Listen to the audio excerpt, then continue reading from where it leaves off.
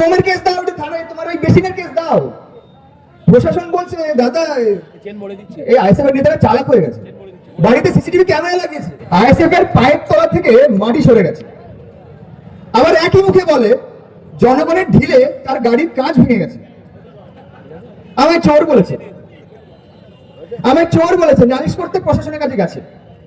আবার চোর বলেছে প্রশাসন কিছু করো, প্রত্যেক অঞ্চল থেকে 15 জন করে তোলো মাথা মাথা, একটু বোমের কেস দাও, একটু থানায় তোমার ওই বেসিনের কেস দাও। প্রশাসন বলছে দাদা এই আইএসএফ এর নেতারা চালাক হয়ে গেছে, বাড়িতে সিসিটিভি ক্যামেরা লাগিয়েছে, কে রাখবে? আবার বলছে দাদা সাধারণ মানুষও সতর্ক হয়ে গেছে, অনেক গ্রামে ধমকি দিচ্ছে যে যদি গাড়ি ঢোকে আমরা রাস্তা আটকে দেবো, তারপরে যাবো কোথায়?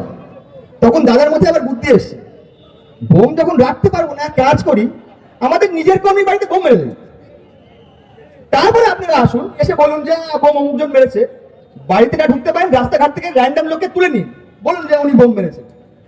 এইভাবে চলছে ওদের রাজনীতি, ঠিক আছে? তো যদি আমরা ভয় না পাই এই রাজনীতি বেশি দিন টিকবে না।